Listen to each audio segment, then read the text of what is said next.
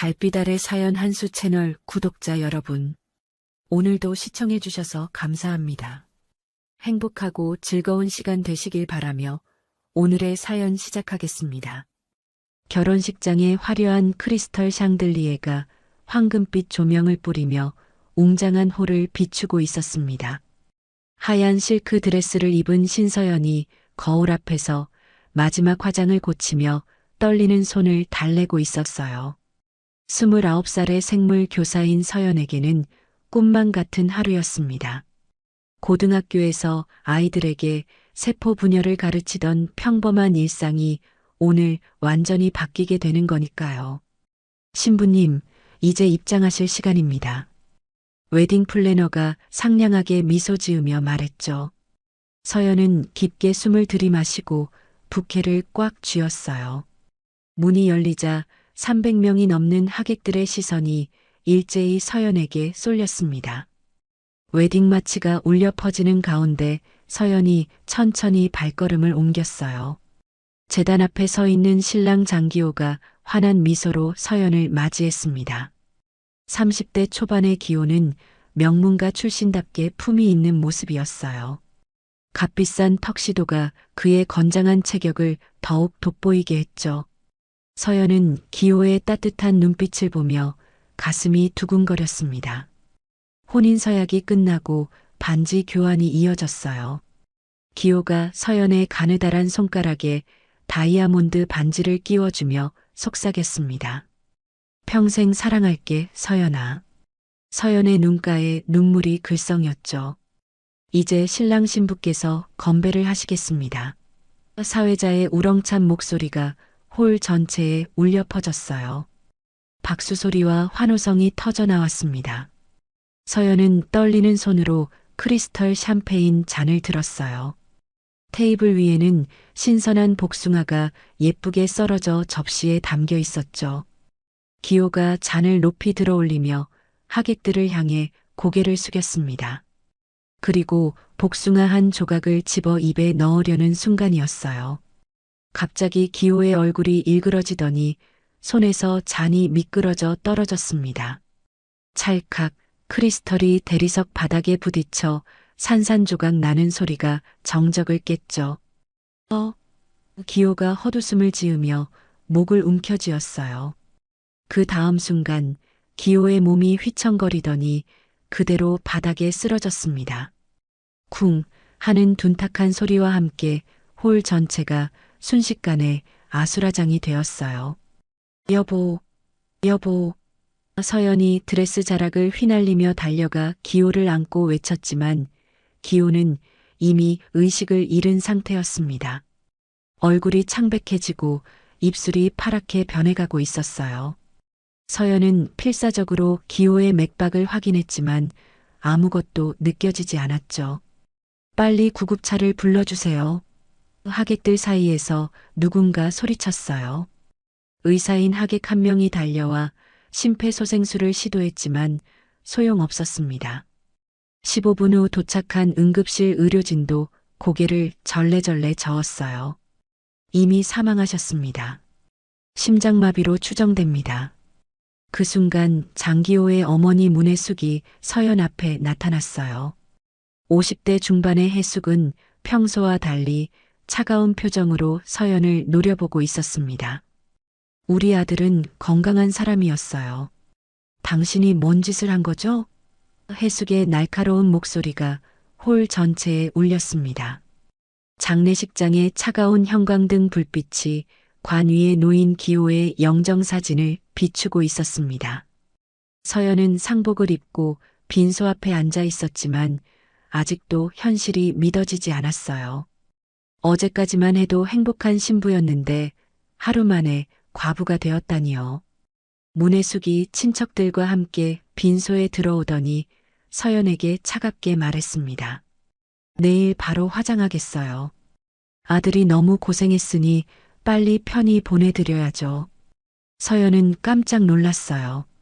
보통 3일장을 치르는 게 관례인데 하루 만에 장례를 치른다는 게 이상했거든요.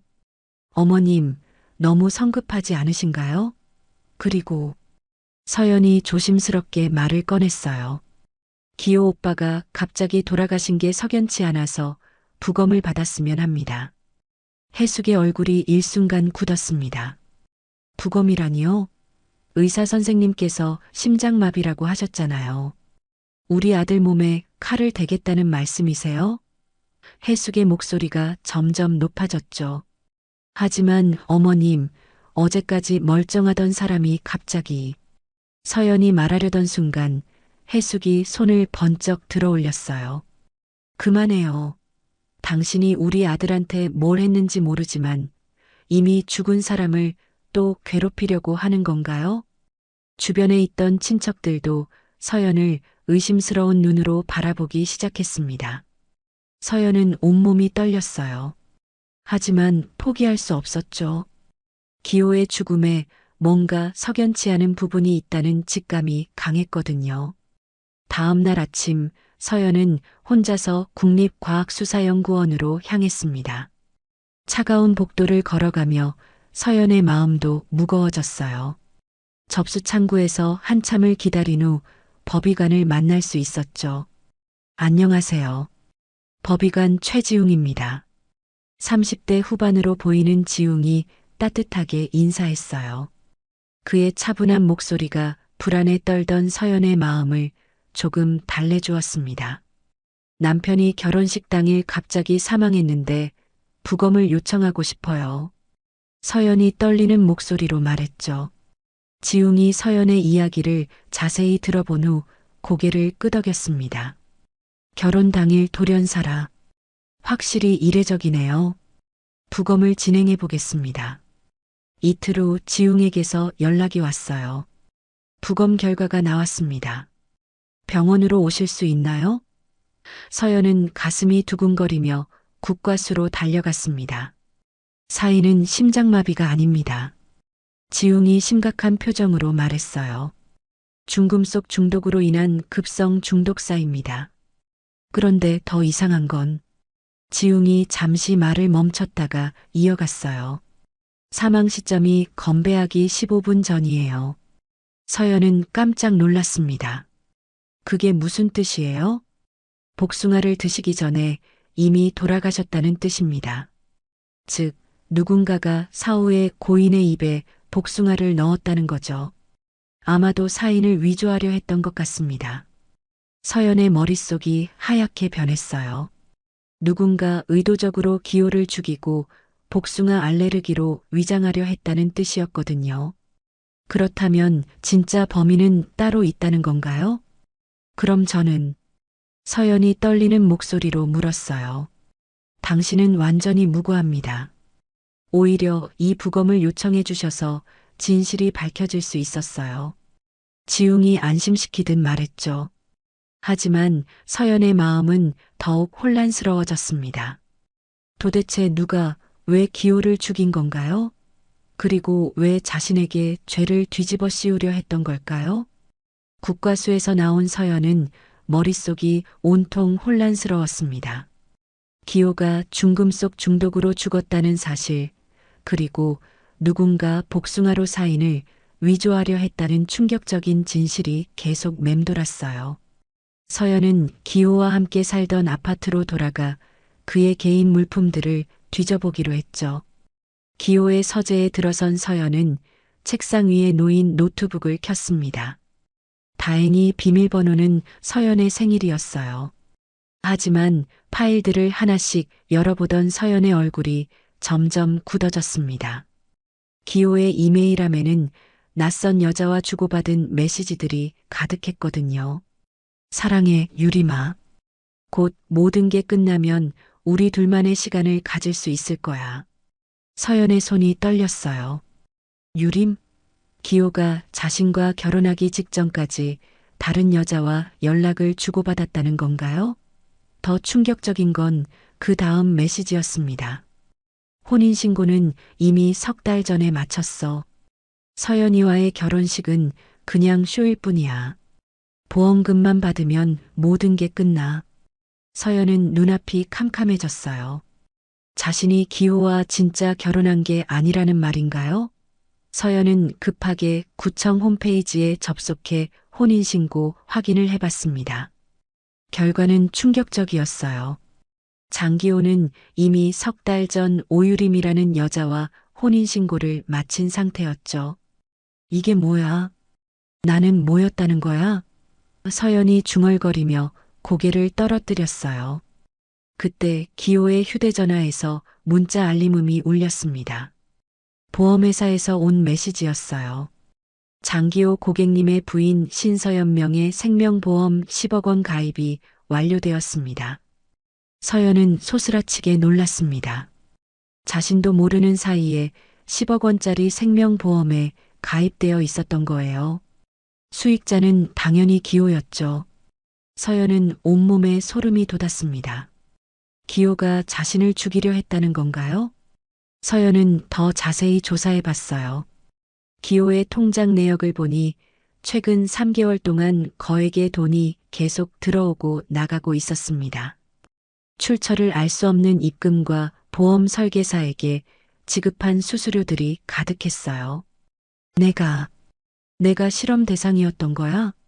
서연이 떨리는 목소리로 혼잣말했어요. 기호에게 자신은 사랑하는 여자가 아니라 돈을 벌어다 주는 도구였던 셈이었죠. 결혼식도 달콤한 말들도 모든 게 거짓이었던 거예요. 그때 현관문이 열리는 소리가 들렸습니다. 서연은 깜짝 놀라 노트북을 덮었어요. 문혜숙이 집사와 함께 들어오고 있었거든요. 뭐 하는 거예요? 혜숙이 차갑게 물었어요. 남의 집에서 함부로 뒤지고 다니는 게 예의인가요? 저는 기호 오빠의 아내예요. 서연이 떨리는 목소리로 대답했죠. 아내라고요? 혜숙이 비웃었어요. 당신이 우리 아들의 진짜 아내가 아니라는 걸 모르는 줄 알았나요? 유림이가 진짜 며느리예요. 서연은 충격에 말을 잇지 못했어요. 혜숙이 모든 걸 알고 있었다는 건가요? 그럼 저는 서연이 간신히 입을 열었어요. 당신은 그냥 도구였어요. 우리 계획의 일부분이었을 뿐이죠. 혜숙이 잔인하게 말했습니다. 하지만 계획이 틀어졌네요.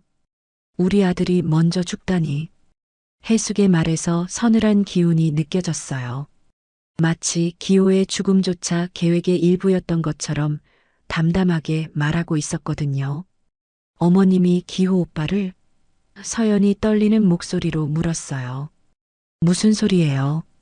우리 아들을 제가 왜 죽여요? 혜숙이 화를 내며 말했습니다. 하지만 당신이 죽었어야 했는데 순서가 바뀌었네요. 서연은 온몸이 얼어붙는 것 같았어요. 혜숙이 자신을 죽이려 했다는 뜻이었거든요. 서연은 급하게 현관으로 뛰어가려 했지만 집사가 문을 막아섰습니다. 서연은 집사가 문을 막아서자 숨이 막혔어요. 하지만 다행히 그때 현관벨이 울렸습니다. 혜숙이 인상을 찌푸리며 집사에게 눈짓했고 집사가 문을 열자 국과수 유범수 팀장이 나타났어요. 안녕하세요. 국과수에서 나왔습니다. 유범수가 신분증을 보여주며 말했어요. 신서연 씨와 이야기할 일이 있어서요. 혜숙은 못마땅한 표정을 지었지만 어쩔 수 없이 물러섰습니다.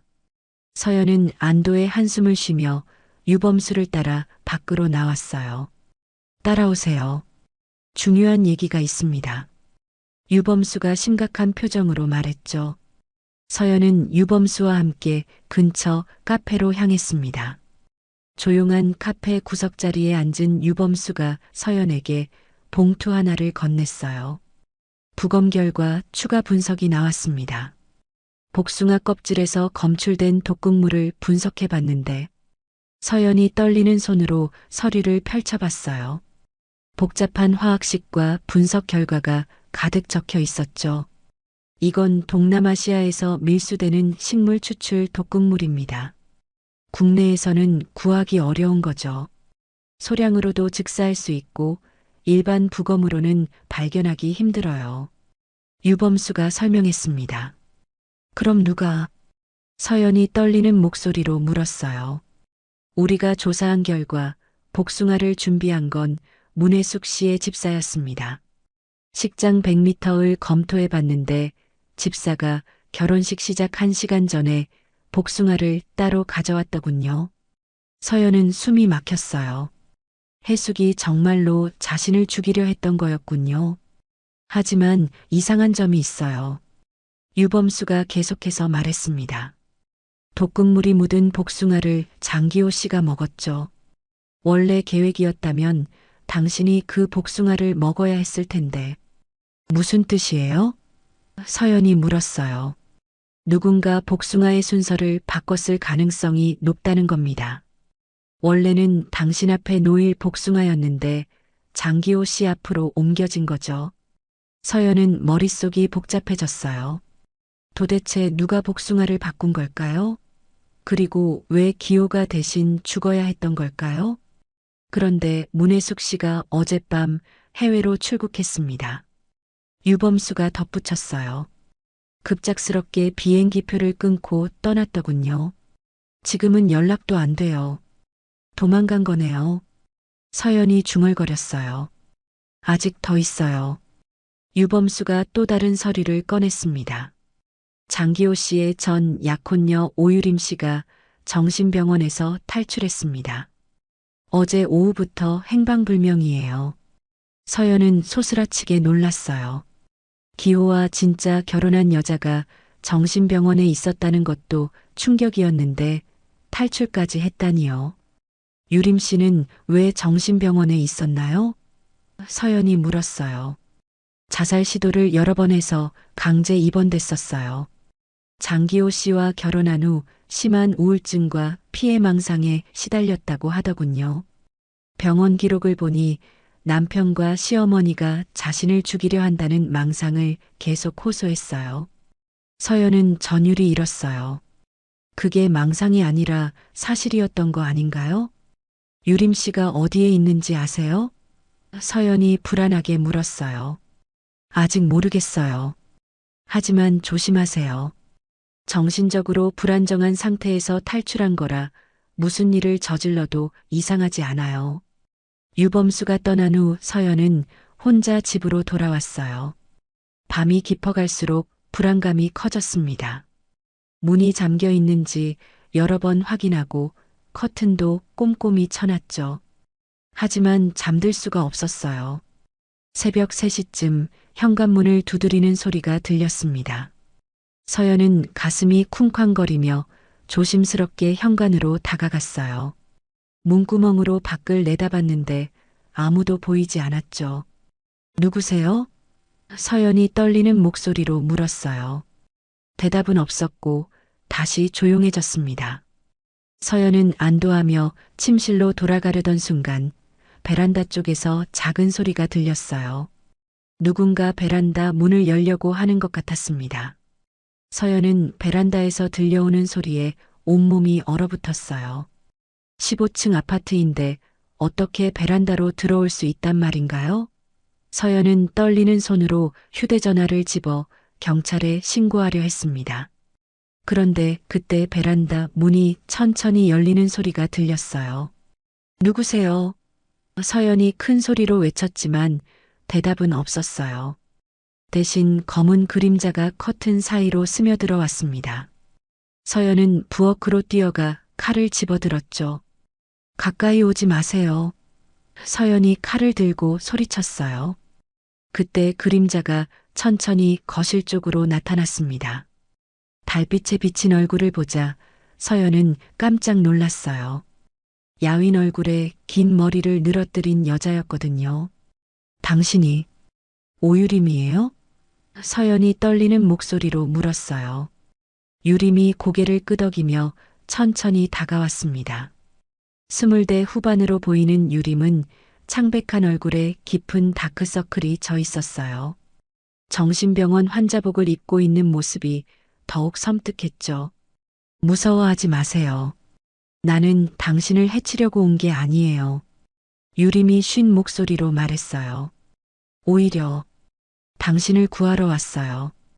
구하러요? 서연이 의아해하며 물었어요. 유림이 소파에 털썩 앉으며 깊게 한숨을 쉬었습니다. 그 사람, 기호는 내가 두 번째가 아니야. 나도 그날 복숭아를 먹기 직전에 죽을 뻔했거든요. 서연은 칼을 내려놓고 유림 앞에 조심스럽게 앉았어요. 무슨 얘기예요? 우리 결혼식 날이었어요. 6개월 전, 유림이 멍한 표정으로 말하기 시작했습니다. 기호와 저는 정말 사랑했어요. 아니, 저만 사랑했던 거겠죠. 결혼식에서 건배할 때 저도 복숭아를 먹으려 했어요. 그런데 유림이 잠시 말을 멈추고 떨리는 손으로 머리를 감쌌어요. 갑자기 기분이 이상해졌어요. 어지럽고 속이 메스꺼웠죠. 화장실에 가서 토했는데 그때 기호 엄마가 따라와서 말했어요. 이제 알았구나 하면서 혜숙 씨가 뭘 알았다는 거예요? 서연이 궁금해서 물었어요. 제가 임신했다는 걸요. 유림이 쓸쓸하게 웃었어요. 혜숙 씨는 저한테 제안했어요. 아이를 지우고 기호와 이혼하면 10억 원을 주겠다고. 그리고 만약 거부하면 어떻게 한다고 했어요? 저와 뱃속 아이를 모두 죽이겠다고 했어요. 복숭아에 독을 탔으니 빨리 병원에 가서 위세척을 받으라고 하더군요. 유림이 눈물을 흘리며 말했어요. 서연은 소름이 돋았어요. 혜숙이 이미 6개월 전부터 살인을 계획하고 있었던 거였군요. 그래서 어떻게 하셨어요? 서연이 물었어요. 살고 싶었어요. 아이도 살리고 싶었고, 그래서 혜숙 씨와 거래했어요. 기호와 이혼하고 아이도 지웠죠. 대신 보험금 사기에 협조하기로 했어요. 보험금 사기요? 유림이 가방에서 녹음기와 서류 뭉치를 꺼냈어요. 다음 희생자를 물색하고 있었어요. 순진하고 보호자가 없는 여자를. 그게 바로 당신이었죠. 서연은 충격에 말을 잇지 못했어요. 자신이 처음부터 표적이었던 거였군요. 기호는 당신한테 접근해서 사랑에 빠진 척했어요. 그리고 몰래 당신 명의로 고액보험을 들었죠. 계획대로라면 결혼식에서 당신이 독이 든 복숭아를 먹고 죽어야 했어요. 그럼 왜 기호가 죽은 거예요? 서연이 떨리는 목소리로 물었어요. 유림이 잠시 망설이더니 말했어요. 내가 복숭아 위치를 바꿨어요. 더 이상 죄 없는 사람이 죽는 걸 볼 수 없었거든요. 서연은 깜짝 놀랐어요. 유림이 기호를 죽인 거였군요. 미안해요. 하지만 기호가 살아있는 한 계속 사람들이 죽을 거였어요. 그 다음엔 또 다른 여자를, 그 다음엔 또 유림이 울먹이며 말했어요. 그럼 혜숙 씨는? 서연이 물었어요. 혜숙 씨는 모든 게 기호 때문이라고 할 거예요. 하지만 진짜 배우는 혜숙 씨예요. 기호는 그냥 어머니 말을 따르는 바보였을 뿐이죠. 유림이 서류 뭉치를 서연에게 건넸어요. 이게 증거예요. 혜숙 씨와 기호가 주고받은 메시지, 보험 가입 내역, 독극물 구입 기록, 모든 게 다 있어요. 서연은 서류를 받으며 물었어요. 이걸 왜 저한테 주는 거예요? 당신이 살아남았으니까요. 그리고 이제 제가 할 일은 끝났어요. 유림이 씁쓸하게 웃었어요. 유림이 증거 서류를 건네주고 난 후 서연은 즉시 국과수에 연락했어요. 새벽이었지만 최지웅이 직접 나와서 유림과 서연을 만났습니다. 유림은 자신이 복숭아 위치를 받고 기호를 죽게 만들었다고 자백했죠. 저는 살인자예요.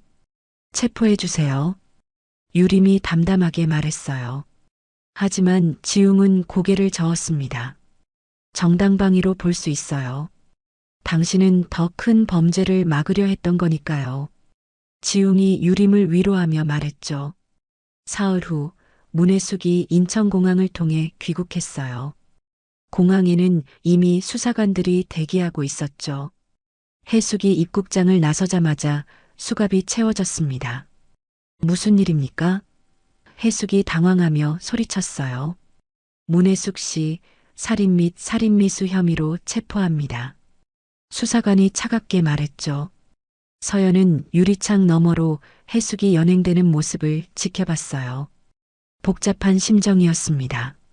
한때는 어머니라 부르려 했던 사람이 자신을 죽이려 했다니요. 이틀 후 검찰청에서 해숙에 대한 조사가 시작됐어요. 해숙은 처음에는 모든 걸 부인했습니다. 저는 아무것도 모르는 일입니다. 모든 건 제 아들 기호가 혼자 한 일이에요. 해숙이 뻔뻔하게 말했어요. 하지만 수사관이 유림이 제공한 증거들을 하나씩 제시하자 해숙의 얼굴이 점점 굳어졌습니다. 휴대전화 메시지, 해외 계좌 거래 내역, 독극물 구입 기록까지 모든 증거가 명확했거든요. 이 메시지는 어떻게 설명하시겠어요? 수사관이 휴대전화 화면을 보여줬어요. 기호야, 서연이 죽으면 보험금 50억씩 나눠 갖자고 했잖아요. 해숙이 말문이 막혔어요. 더 이상 변명할 여지가 없었죠. 최지웅이 가져온 마지막 결정적 증거가 해숙을 완전히 궁지로 몰아넣었어요. 복숭아에서 검출된 독극물 성분이 해숙 씨의 해외 농장 계좌로 입금된 약품 거래 내역과 정확히 일치합니다. 어떻게 알았어요? 해숙이 떨리는 목소리로 물었어요. 과학은 거짓말을 하지 않습니다. 지웅이 단호하게 말했죠. 해숙은 결국 모든 범행을 자백했어요. 맞아요. 다 제가 계획한 일이에요. 기호는 제가 시킨 대로 했을 뿐이에요. 서연은 법정에서 해숙과 마주쳤어요. 해숙이 피고인석에 앉아 있는 모습이 믿어지지 않았죠. 왜 그러셨어요? 서연이 떨리는 목소리로 물었어요. 제가 뭘 잘못했나요? 해숙이 차가운 눈으로 서연을 바라봤어요. 잘못한 건 없어요. 단지 우리에게 필요한 사람이었을 뿐이죠. 필요한 사람이요? 돈이 필요했어요. 기호 아버지가 사업 실패로 많은 빚을 남기고 죽었거든요. 보험 사기만이 유일한 해결책이었어요. 서연은 해숙의 말에 경악했어요. 자신의 목숨이 단지 돈 때문에 위험에 처했다는 사실이 받아들여지지 않았거든요. 그럼 유림 씨는 왜 살려뒀어요? 서연이 물었어요. 유림이는 협조했거든요. 그리고 나중에 또 필요할 수도 있었고, 해숙이 냉정하게 말했어요. 판사가 최종 판결문을 읽기 시작했어요. 피고인 문혜숙은 계획적이고 잔인한 범행을 저질렀으며 반성의 기미가 보이지 않습니다. 징역 20년을 선고합니다. 해숙이 연행되면서 서연을 한 번 더 돌아봤어요. 그 눈빛에는 여전히 미안함이나 후회 같은 건 전혀 보이지 않았죠. 법정을 나온 서연은 유림과 함께 커피를 마셨어요. 유림은 심리 치료를 받으며 많이 안정을 찾은 상태였어요. 이제 어떻게 살아가실 거예요? 서연이 물었어요. 천천히. 치료받으며 새로운 시작을 해볼 생각이에요. 당신은요? 서연이 잠시 생각에 잠겼어요. 기호와의 결혼, 그리고 이 모든 일들이 여전히 악몽 같았거든요. 재판이 끝나고 한 달이 지난 후 서연은 국과수를 찾아갔어요. 최지웅에게 고마움을 전하고 싶었거든요. 지웅은 서연을 따뜻하게 맞아주었습니다. 어떻게 지내세요? 지웅이 관심 있게 물었어요. 조금씩 나아지고 있어요. 하지만 아직도 가끔 악몽을 꿔요. 서연이 솔직하게 말했죠. 지웅이 서연에게 편지 한 통을 건넸어요. 이걸 드리려고 했는데 마침 잘 오셨네요. 서연이 편지를 펼쳐보니 지웅의 정성스러운 글씨가 가득 적혀 있었어요. 서연 씨께 과학은 거짓말을 하지 않습니다. 숫자와 증거는 언제나 진실을 말하죠. 하지만 무엇보다 중요한 건 당신이 포기하지 않고 진실을 찾으려 했다는 겁니다. 당신의 용기가 없었다면 이 사건의 진실은 영원히 묻혔을 거예요. 앞으로도 자신을 믿고 살아가세요. 서연은 편지를 읽으며 눈물이 났어요. 그동안 자책하며 지냈는데 지웅의 말이 큰 위로가 되었거든요. 고마워요. 정말 고마워요. 서연이 고개 숙여 인사했어요. 며칠 후 서연은 학교로 돌아갔어요. 한 학기를 휴직했다가 복직한 거였죠. 동료 교사들이 따뜻하게 맞아주었지만 학생들의 시선이 부담스러웠어요. 이미 뉴스를 통해 모든 일이 알려졌거든요. 선생님 힘드셨죠? 담임반 학생 하나가 조심스럽게 물었어요. 서연이 잠시 망설이다가 대답했어요. 응, 힘들었어. 하지만 많은 걸 배웠단다. 오후 생물 시간 서연은 학생들 앞에서 특별한 수업을 시작했어요. 오늘은 교과서 대신 다른 얘기를 해볼까 해요. 서연이 칠판에 생명의 소중함이라고 적었어요. 생명은 우리가 생각하는 것보다 훨씬 연약해요. 눈에 보이지 않는 작은 독소 하나로도 쉽게 망가질 수 있죠. 그렇기 때문에 우리는 생명을 더욱 소중히 여겨야 해요. 학생들이 조용히 서연의 말에 집중했어요. 여러분도 살아가면서 때로는 힘들고 절망스러운 일을 겪게 될 거예요. 하지만 포기하지 마세요. 진실은 언젠가 반드시 밝혀지거든요. 수업이 끝나고 한 학생이 서연에게 다가왔어요. 선생님, 무서우셨을 것 같은데 어떻게 포기하지 않으셨어요? 서연이 학생의 머리를 쓰다듬으며 말했어요. 포기하면 나쁜 사람들이 이기는 거잖아. 선생님은 그게 더 무서웠어. 그날 저녁 서연은 오랜만에 혼자 요리를 했어요. 간단한 파스타였지만 오랜만에 느끼는 평범한 일상이 소중했죠. 기호와 함께 살던 아파트는 이미 정리하고 작은 원룸으로 이사했어요. 식사를 마치고 서연은 창밖을 내다봤어요. 도시의 불빛들이 반짝이고 있었죠. 예전에는 기호와 함께 보던 야경이었는데 이제는 혼자 보고 있다는 게 씁쓸했어요. 휴대전화가 울렸어요. 유림에게서 온 메시지였죠. 언니, 오늘 상담 받고 왔어요. 의사 선생님이 많이 좋아졌다고 하시네요. 언니 덕분이에요. 고마워요. 서연이 답장을 보냈어요. 나도 고마워. 서로 힘내자. 밤이 깊어갈수록 서연의 마음도 차분해졌어요.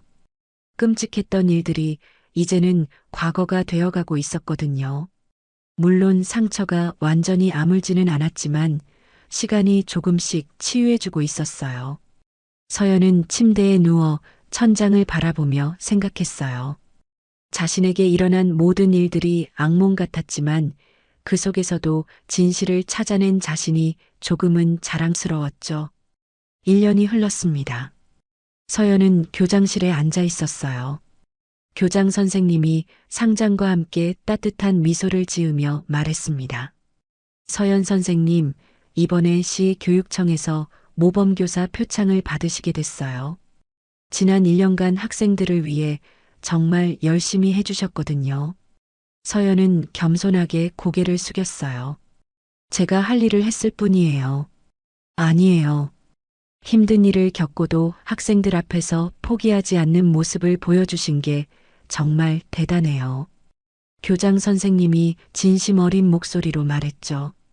표창식이 끝나고 서연은 유림과 약속한 카페로 향했어요. 유림은 이미 자리에 앉아 따뜻한 차를 마시고 있었습니다. 1년 전과는 완전히 달라진 모습이었어요. 얼굴에 생기가 돌고 환한 미소를 짓고 있었거든요. 언니 축하해요. 유림이 박수를 치며 말했어요. 고마워. 너도 요양원에서 자원봉사한다면서? 서연이 관심 있게 물었어요. 네, 할머니들이 정말 좋아하세요. 제가 책도 읽어드리고 말동무도 해드리거든요. 유림이 뿌듯하게 말했죠. 두 사람은 조용히 차를 마시며 지난 1년을 돌아봤어요. 해숙은 이미 교도소에서 복역 중이었고 기호의 다른 피해자 가족들이 하나둘 나타나기 시작했어요. 기호와 해숙이 지난 몇 년간 얼마나 많은 사람들을 속였는지 드러나고 있었죠. 언니, 가끔 후회하지 않으세요? 기호 오빠와 결혼했던 걸. 유림이 조심스럽게 물었어요. 서연이 잠시 생각에 잠겼어요. 후회한다고 하면 거짓말이겠지만 그 일이 없었다면 진실을 찾을 수 없었을 거야. 그리고 너와도 만나지 못했을 테고. 맞아요. 이상하게도 그 끔찍한 일 때문에 우리가 진짜 가족이 된 것 같아요. 유림이 웃으며 말했죠. 저녁 무렵 서연은 혼자서 근처 공원을 산책했어요. 벚꽃이 만개한 길을 걸으며 지난 일들을 차근차근 되짚어 봤습니다. 기호와의 결혼식에서 시작된 악몽 같은 일들, 국과수에서 밝혀진 충격적인 진실, 그리고 유림과 함께 해숙의 범죄를 폭로했던 일까지. 공원 한편에는 복숭아 나무가 있었어요. 꽃이 한창 피어 있는 모습이 아름다웠지만 서연에게는 여전히 씁쓸한 기억을 불러일으켰죠. 하지만 이제는 그 기억에 압도되지 않았어요. 오히려 자신이 얼마나 강해졌는지 느낄 수 있었거든요.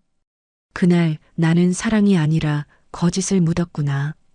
서연이 혼잣말로 중얼거렸어요. 하지만 진실은 결국 피어났어. 집으로 돌아가는 길에 서연은 국과수 앞을 지나쳤어요. 건물을 바라보며 최지웅을 떠올렸습니다.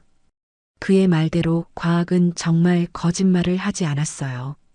숫자와 증거가 모든 진실을 밝혀냈죠. 아파트에 도착한 서연은 작은 화분에 물을 주었어요. 몇 달 전에 심은 꽃씨가 이제 작은 새싹을 틀고 있었거든요. 생명이 다시 시작되는 모습이 신기했어요. 휴대전화로 뉴스를 확인해 보니 기호와 해숙의 추가 피해자들이 더 발견됐다는 기사가 올라와 있었어요. 지난 5년간 최소 10명의 여성이 그들의 표적이 되었을 것으로 추정된다고 했죠. 다행히 대부분 미수에 그쳤지만 서연처럼 위험에 처했던 사람들이 많았던 거예요. 서연은 기사를 읽으며 다시 한번 다짐했어요. 자신이 포기하지 않았기 때문에 더 많은 피해를 막을 수 있었다는 걸 깨달았거든요. 밤이 깊어가자 서연은 침대에 누워 일기를 썼어요. 오늘로 그 일이 일어난 지 정확히 1년이 됐다. 처음에는 모든 게 끝난 줄 알았다. 하지만 끝이 아니라 새로운 시작이었다. 나는 더 강해졌고 진정한 가족도 얻었다.